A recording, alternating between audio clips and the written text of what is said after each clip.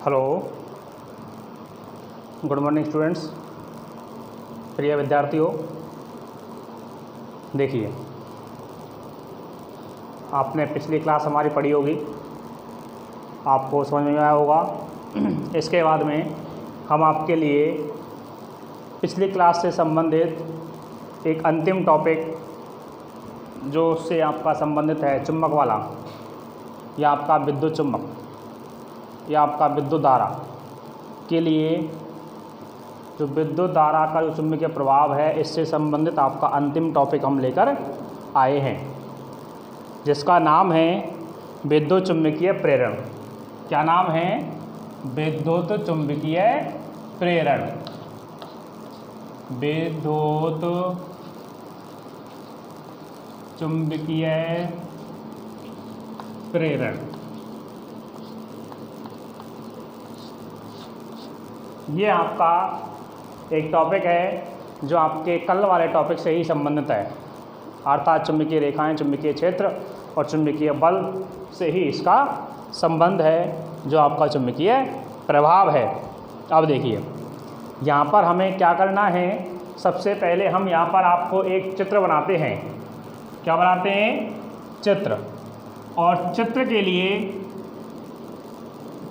के लिए हम यहाँ पर जो भी काम में लेते हैं, सबसे पहले इधर हम आपको बनाते हैं एक चुंबक। क्या बनाते हैं? चुंबक बनाते हैं। और हमें पता है कि चुंबक के कितने सिरे होते हैं? दो होते हैं, एक साउथ और एक नॉर्थ। इसके सामने हम यहाँ पर इस प्रकार से मुड़ा हुआ एक कुंडली लेते हैं। क्या लेते हैं? इस प्रकार से आपकी मुड़ा हुआ एक कुंडली लेते हैं, और जो ये आपको उपकरण इसमें लगाया गया है, इसको हम जी बोलते हैं, अर्थात धारा मापी कहते हैं। क्या कहते हैं इसे? धारा मापी, या इसको कहते हैं गैल्वेनोमीटर। क्या बोलते हैं बेटा इसको? गैल्वेनोमीटर। और गैल्वेनोमीटर के कारण यहाँ पर हमने क्या लिया है? जी लिया है। और ये जो आपको काम में लिया गया है, इसको हम बोलते हैं कुंडली। ऐसे लिख सकते हैं, या फिर हम इसको इस प्रकार से भी लिख सकते हैं, ऊपर मात्रा लगा करके। ठीक है, तो ये क्या है? आपकी कुंडली रखी गई है। ठीक है, तो चलो पहले जो लिखा था वही लिख लेते हैं। कुंडली, ये आपकी क्या है? कुंडली रखी गई है, अर्थात एक चालक तार से मुड़ा हुआ एक संरचना बनाई गई है, और वह संरचना आपकी क्या कहलाती है? यहाँ पर कुंडली कहलाती है। जैसे कि आपने देखा होगा, जो हमारे पंखे की मोटर होती है, या हमारे पानी की जो मोटर होती है, पानी खींचने वाली, इसके बाद में आपकी जो समरसेबल मोटर होती है, उसको जब हम खुलवाते हैं, या बाज़ार में जब वो आपका घर पर ख़राब हो जाता है, उसको सही करवाने जब हम बाज़ार में लेकर जाते हैं, तो आप उसमें देखते हो कि उसमें एक तारों का इस प्रकार से गुच्छा बना हुआ होता है। तारों का इस प्रकार से गुच्छा बना हुआ होता है, और जो उस गुच्छा बना हुआ होता है वह आपकी एक तरह की कुंडली होती है, अर्थात उसे क्या कहते हैं? हम कुंडली कहते हैं। और इसके पास में यहाँ पर एक चुंबक रखा हुआ है। हम चुंबक को जब इसके पास में ले जाते हैं, तो यहाँ पर आपको चुंबकीय रेखाएँ कहाँ? उसके एन सिरे से एस सिरे की ओर प्रवाहित होती हैं। तो यहाँ से आपकी चुंबकीय रेखाएं इस प्रकार से ऐसे निकलना शुरू कर देती हैं। देखिए ऐसे, इस प्रकार से। तो जब ये आपकी चुंबकीय रेखाएं इस प्रकार से इसमें प्रवाहित होने लग जाती हैं, तो इस कुंडली में एक धारा प्रवाहित हो जाती है। तो कुंडली में क्या होती है? एक धारा प्रवाहित होती है। किसके कारण? चुंबकीय रेखाओं के कारण। किसके कारण? चुंबकीय रेखाओं के कारण। और चुंबकीय रेखा यहाँ पर किसके कारण उत्पन्न होती हैं? क्षण चुंबक के कारण, या हम इसको चुंबक भी कह सकते हैं, या इसको क्षण चुंबक कहते हैं। देखिए, दोबारा सुनिए। एक ऐसा परिपथ बनाते हैं, या किसी परिपथ में कुंडली तथा गैल्वेनोमीटर या धारा मापी को जोड़कर बनाया जाता है। एक ऐसा परिपथ जिसमें कुंडली और धारामापी को जोड़कर बनाया जाता है। इसके बाद में एक क्षण चुंबक को हम उस कुंडली के पास में ले जाने से हम देखते हैं कि उस क्षण चुंबक के एन सिरे से कुछ रेखाएं बाहर की ओर जाती हुई निकलती हुई प्रतीत होती हैं। और ये रेखाएं कैसी होती हैं? काल्पनिक, ये हमें दिखती नहीं है, ठीक है, कल बताया था। तो ये जो आपकी रेखाएं हैं, ये जब आपकी कुंडली में से रेखाएं गुजरेंगी तो उस कुंडली में धारा का प्रवाह शुरू होने लग जाएगा, अर्थात उसके बीच में एक छोटी सी गति पैदा हो जाएगी धीरे धीरे टुकड़ों के रूप में। तो यहाँ देखिए, क्षण चुंबक और कुंडली के मध्य में एक संबंध स्थापित होता है, और जो वो संबंध होता है इससे इन दोनों के मध्य में एक गति उत्पन्न हो जाती है। क्या हो जाती है? एक गति उत्पन्न हो जाती है। और इस गति उत्पन्न होने के कारण कुंडली में धारा का प्रवाह हो जाता है, और धारा के प्रवाह उत्पन्न होने के प्रभाव को विद्युत चुम्बकीय प्रेरण कहते हैं। तो यहाँ पर जब हम लिखेंगे तो देखिए, ये आपका चित्र है, इसे यहाँ पर हम कह सकते हैं इसका परिपथ चित्र।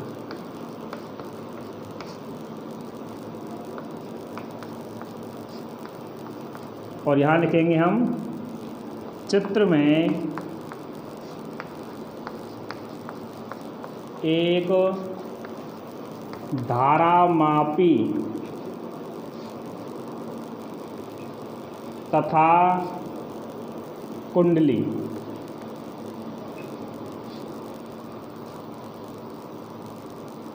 जोड़कर परिपथ बनाया जाता है। परिपथ चित्र बनाते हैं। क्या बनाते हैं? परिपथ चित्र।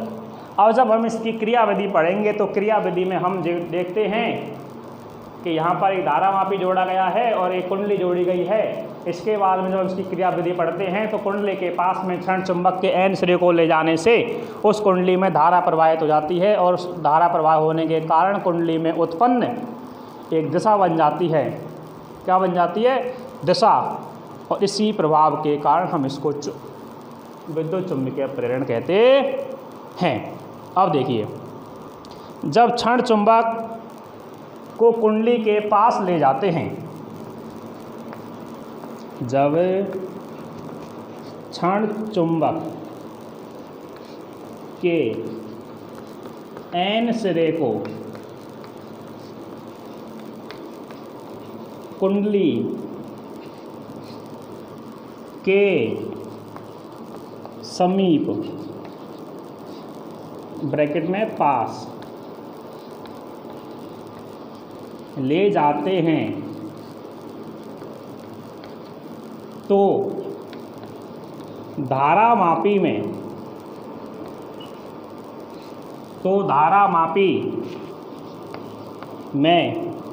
विक्षेप आ जाता है। विक्षेप उत्पन्न होता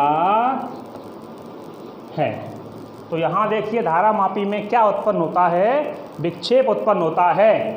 अतः जब ये विक्षेप उत्पन्न होगा तो क्षण चुंबक और कुंडली के मध्य एक गति पैदा होती है, अर्थात कुंडली में धारा का प्रवाह शुरू हो जाता है।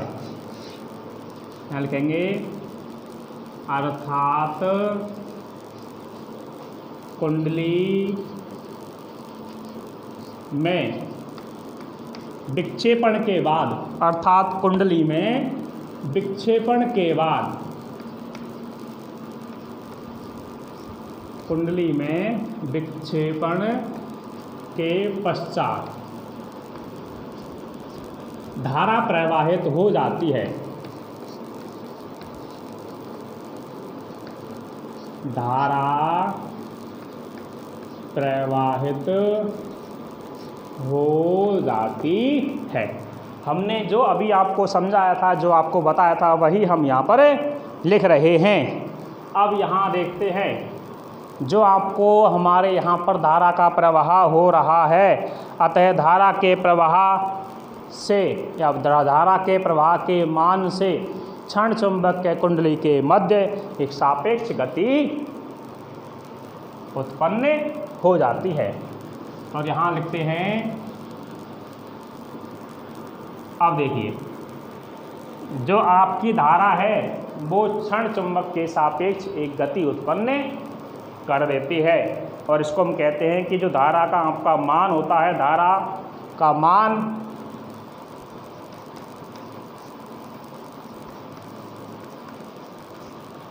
वह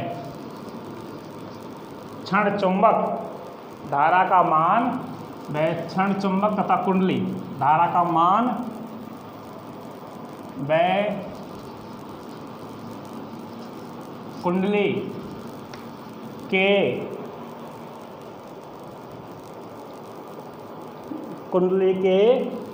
मध्य एक सापेक्ष गति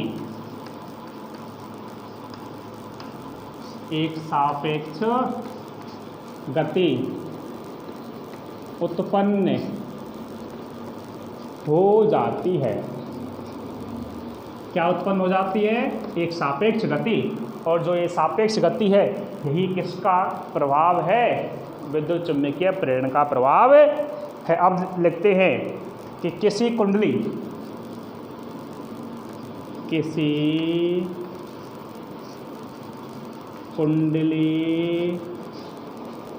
एवं क्षण चुंबक के मध्य सापेक्ष गति उत्पन्न हो जाती है। सापेक्ष गति उत्पन्न हो जाती है।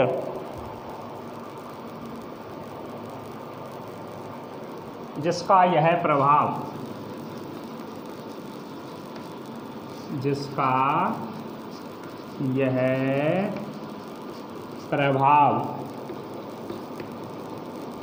विद्युत चुंबकीय प्रेरण कहलाता है।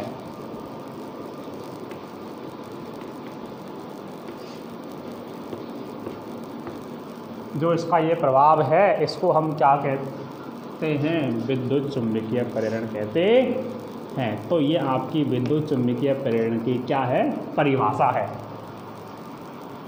तो यहाँ पर देखिए, सबसे पहले हमने यहाँ पर एक तारों का मुड़ा हुआ एक गुच्छा रूप में लिया है, और उस गुच्छे को हम जो तारों के जो चालक तार से एक बना हुआ जो रिंग के रूप में संरचना होती है, उसको हम कुंडली कहते हैं। और इस कुंडली को हम जोड़ देते हैं धारा मापी से। अब इसके बाद में हम जब इसको समझते हैं तो इसकी जो क्रिया विधि है, वो क्रिया विधि क्या है, हम ये देखते हैं। देखिए, जैसे कि ये आपकी कुंडली है, इसमें यहाँ आपका गैल्वेनोमीटर से इसको जोड़ा हुआ है, और मान लीजिए ये आपकी चुंबक है, ये इसका N सिरा है, पीछे वाला इसका S सिरा है। जैसे जैसे हम चुंबक को इसके पास में लाते हैं तो चुंबक से निकलने वाली चुंबकीय बल रेखाएं चुंबक से निकलने वाली चुंबकीय बल रेखाएं जो कि चुंबक के N सिरे से S सिरे की ओर प्रवाहित होती हैं, और इन चुंबकीय रेखाओं के कारण कुंडली में एक धारा उत्पन्न हो जाती है। और उस कुंडली में धारा उत्पन्न होने के कारण किसमें धारा मापी में कुछ विक्षेप आ जाता है, और जब आपके धारा मापी में जब विक्षेप आता है तो इस विक्षेप के कारण ही हम यहाँ पर कहते हैं इसमें एक सापेक्ष गति उत्पन्न हो जाती है। और जो सापेक्ष गति उत्पन्न होती है, वो सापेक्ष गति आपकी कुंडली और क्षण चुंबक के मध्य होती है, और यही जो आपका प्रभाव है विद्युत चुंबकीय प्रेरण कहलाता है। जो आपका ये प्रभाव होता है, इस प्रभाव को हम विद्युत चुंबकीय प्रेरण कहते हैं। इसके बाद में हम यहाँ पर देखेंगे, यदि ये आपकी प्रक्रिया बार बार दोहराई जाती है तो इससे आपका एक फ्लक्स पैदा होता है, और उस फ्लक्स को हम बोलते हैं चुंबकीय फ्लक्स। इसको उतार लीजिए बेटा। इसके बाद में हम यहाँ पर आगे जो इसकी परिभाषा लिखेंगे वो चुंबकीय फ्लक्स की परिभाषा लिखेंगे। तो इसको उतार लें। क्रियाविधि आपको समझाई गई है और वही उसी क्रियाविधि से ही हमने आपको ये लिखा है और आपके चुंबकीय प्रेरण की परिभाषा भी आपको बताई गई है। इसके बाद में हम यहाँ पर एक परिभाषा और लिखेंगे, उसको हम बोलते हैं चुंबकीय फ्लक्स। तो यहाँ पर जब हम इसकी परिभाषा लिखते हैं तो यहाँ आप देखिए चुंबकीय फ्लक्स की जब हम यहाँ पर लिखेंगे परिभाषा,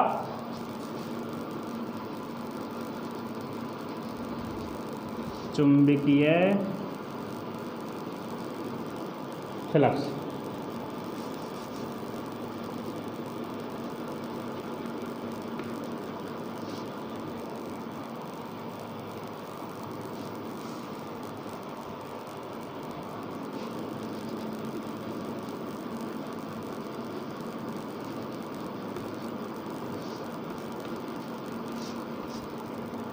ये आपका यहाँ पर जो चुंबकीय फ्लक्स दिया गया है, अर्थात हम इसे बोलते हैं मैग्नेटिक फ्लक्स। क्या बोलते हैं इसको? Magnetic flux. तो यहाँ पर जो आपकी ये प्रक्रिया बार बार दोहराई जाती है तो इससे एक आपका नया क्षेत्र उत्पन्न होता है और जो आपका क्षेत्र उत्पन्न होता है उसको हम चुंबकीय फ्लक्स कहते हैं। तो यहाँ पर जब हम इसकी परिभाषा लिखेंगे तो किसी चुंबकीय क्षेत्र में रखे पृष्ठ से, किसी चुंबकीय क्षेत्र में पृष्ठ से क्या प्रभावित करेंगे? हम धारा प्रभावित करेंगे। क्या प्रभावित करेंगे? धारा प्रभावित करेंगे। और आपकी धाराओं से क्या निकलती है? चुंबकीय बल रेखाएं। तो देखिए किसी चुंबकीय क्षेत्र में पृष्ठ से चुंबकीय रेखाएं, चुंबकीय रेखाएं प्रवाहित होती हैं। चुंबकीय रेखाएं या चुंबकीय रेखाओं की संख्या, चुंबकीय रेखाओं कर लीजिए, चुंबकीय रेखाओं की संख्या उस पृष्ठ से प्रवाहित होती है। रेखाओं की जो संख्या है, रेखाओं की संख्या पृष्ठ से संबद्ध चुंबकीय फ्लक्स कहलाती है। दोबारा देखिए, किसी चुंबकीय क्षेत्र में पृष्ठ से चुंबकीय रेखाओं की संख्या उस पृष्ठ पर, उस पृष्ठ की चुंबकीय फ्लक्स होती है।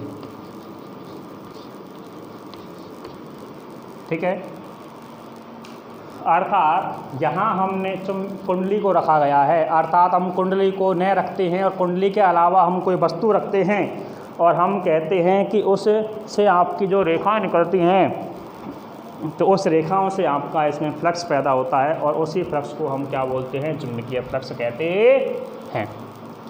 जैसे आपने अपने देखा होगा कि जैसे कि आपका ये पंखा चल रहा है, जैसे हमारे यहाँ ऊपर पंखा चल रहा है, तो इस पंखे के अंदर जब हम पंखे को खोलते हैं, इसका पंखड़ियों को खोलने के बाद में जो छोटे अंदर वाला जो बॉक्स रहता है, इस बॉक्स को जब ओपन करते हैं तो बॉक्स को ओपन करने के बाद में यहाँ आपके इसमें बीच में एक तार लिपटे हुए होते हैं और उस तार के चारों तरफ आपकी एक चुंबकीय क्षेत्र बन जाता है और जिसके कारण इसमें गति पैदा हो जाती है। क्या पैदा होती है? गति।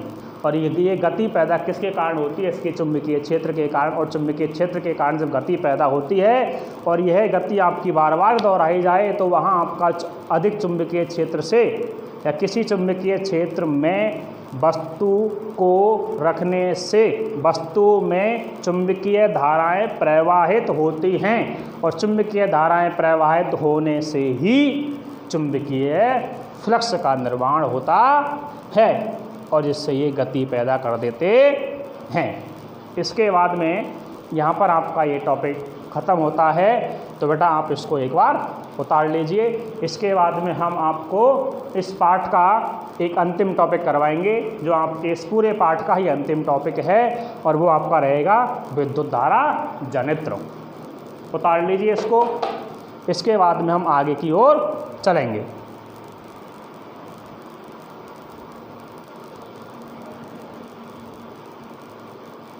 तो यहाँ पर हम इसको मिटा देते हैं।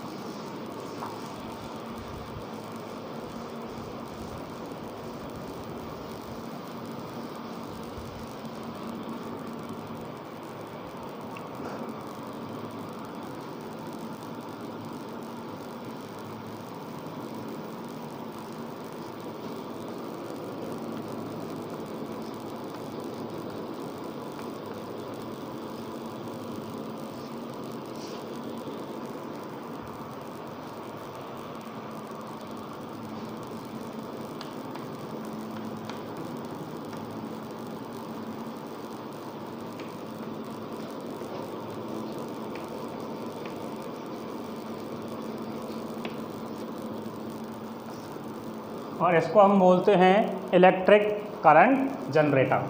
ठीक है, इसको क्या बोलते हैं बेटा हम? Electric current generator. और जब हम यहाँ पर इलेक्ट्रिक करंट जनरेटर की बात करते हैं तो यहाँ पर इलेक्ट्रिक करंट जो आपका जनरेटर होता है, ये आपने सभी ने सुना होगा। ये जनरेटर, यदि किसी को नाम याद नहीं है तो यहाँ पर आपने एक ये जनरेटर नाम तो सुना होगा कि जनरेटर क्या होता है।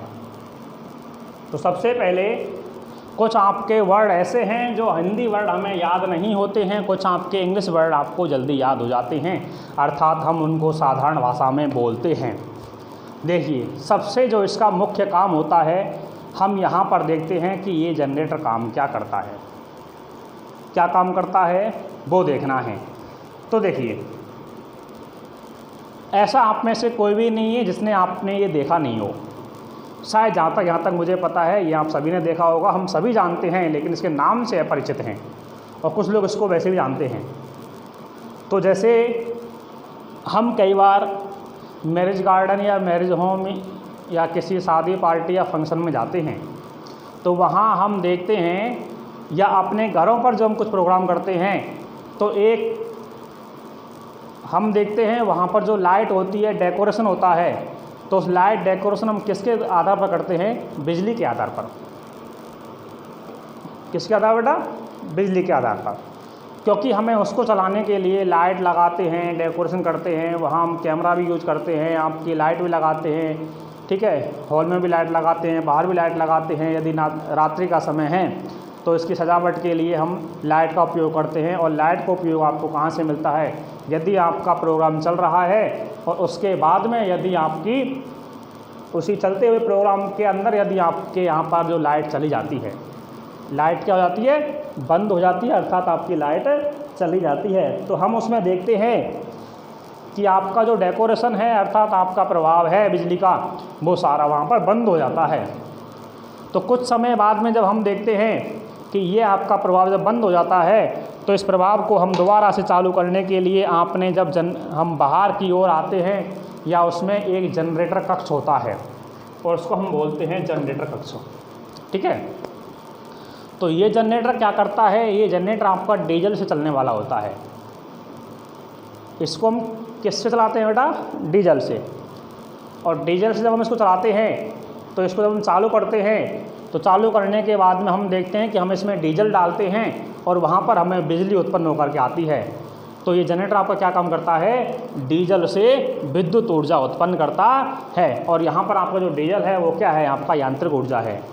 तो सबसे इसका मुख्य काम क्या हुआ? यह एक ऐसी युक्ति है या यह एक ऐसा उपकरण है जो यांत्रिक ऊर्जा को विद्युत ऊर्जा में रूपांतरित कर देता है। क्या कर देता है? यांत्रिक ऊर्जा को विद्युत ऊर्जा में रूपांतरित कर देता है। ठीक है, इसके बाद में जब हम यहाँ पर इसके आगे की बात पढ़ेंगे, तो आगे की बात पढ़ने के लिए हम देखते हैं कि ये आपका 2 प्रकार का होता है। कितने प्रकार होता है बेटा? 2 प्रकार का।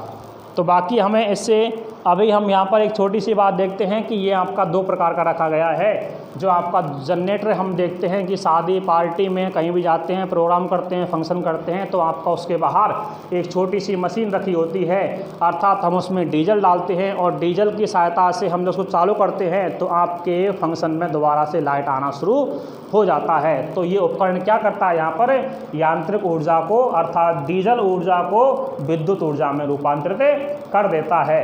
तो यहाँ पर हम लिखेंगे यह एक ऐसी युक्ति है, यह एक ऐसी युक्ति भी कह सकते हैं या हम इसको उपकरण भी कह सकते हैं। ठीक है, युक्ति है जो, इसके बाद हम आगे लिखते हैं, यह एक ऐसी युक्ति है जो डीजल अर्थात यांत्रिक ऊर्जा को विद्युत ऊर्जा में रूपांतरित कर देता है।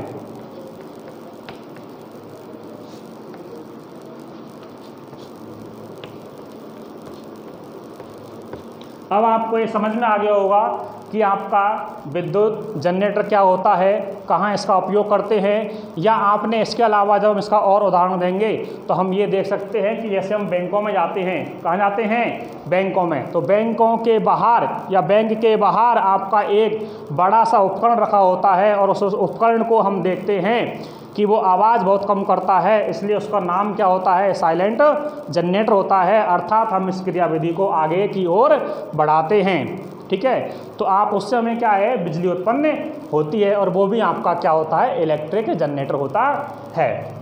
इसके बाद में हम यहाँ पर जब आगे देखते हैं तो ये क्या करता है, डीजल ऊर्जा या यांत्रिक ऊर्जा को विद्युत ऊर्जा में रूपांतरित कर देता है। अब ये आपका कितने प्रकार का होता है वो हमें देखना है, तो यहाँ पर हम इसका उपयोग देखेंगे। किसका देखेंगे, इलेक्ट्रिक जनरेटर का उपयोग हम कहाँ कहाँ करते हैं। उपयोग, इसका उपयोग बहुत ही इम्पोर्टेंट है, ये आपको अच्छी तरीक़ा से याद करना है। तो यहाँ पर हम देखेंगे बैंकों में,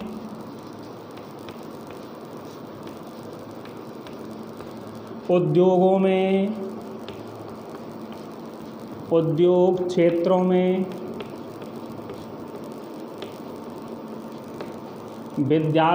विद्यालयों में,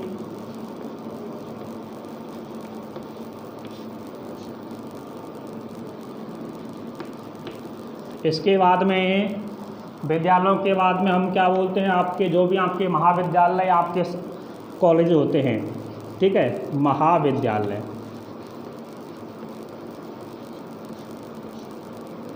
इसके बाद में जब हम आगे और बात करते हैं तो आपके शादी पार्टी में,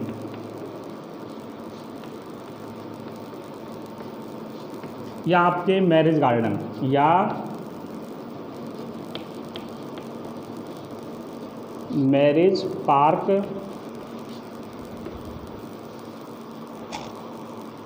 या मैरिज हॉल,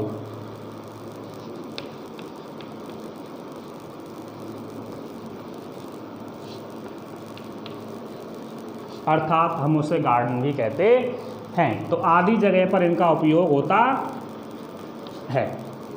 इसके बाद में हम यहाँ पर इसको देखते हैं कि ये कितने प्रकार का होता है। तो ये आपका मुख्य रूप से 2 प्रकार का होता है।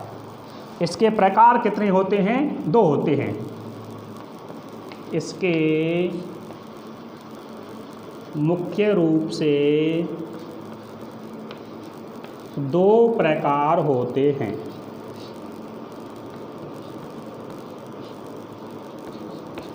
तो जो आपका पहला वाला प्रकार है वो हम पढ़ेंगे प्रत्यावर्ती धारा जनित्र।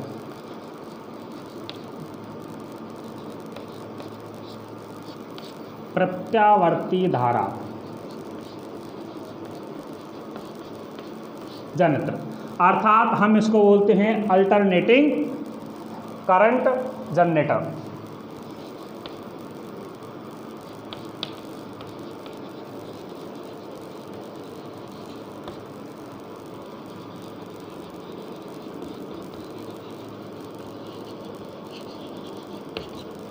और इसका जो शॉर्ट नाम होता है वो होता है इसका एसी जनरेटर। इसके बाद में जो इसका जो दूसरा प्रकार होता है वो आपका होता है दिष्ट धारा जनित्र।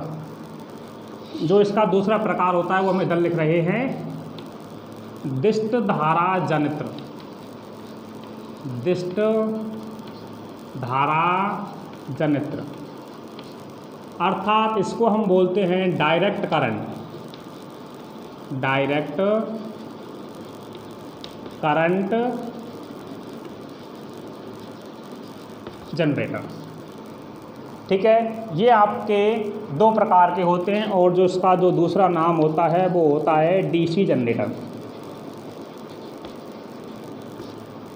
इसको बोलते हैं एसी जनरेटर और इसको बोलते हैं डीसी जनरेटर। अर्थात ये आपका होता है अल्टरनेटिंग करंट और इसमें आपकी होती है डायरेक्ट करंट। ठीक है, इसके बाद में इसको डिटेल से हम आपको आगे समझाएंगे। तो अभी आपको बस केवल एक छोटा सा इसका मेमो याद रखना है कि आपकी इसकी शॉर्ट मेमोरी क्या है, वो आपको याद रखनी है। देखिए दोबारा समझते हैं। तो हमने यहाँ पर आपका बताया है विद्युत धारा जनित्र, आपका इलेक्ट्रिक करंट जनरेटर।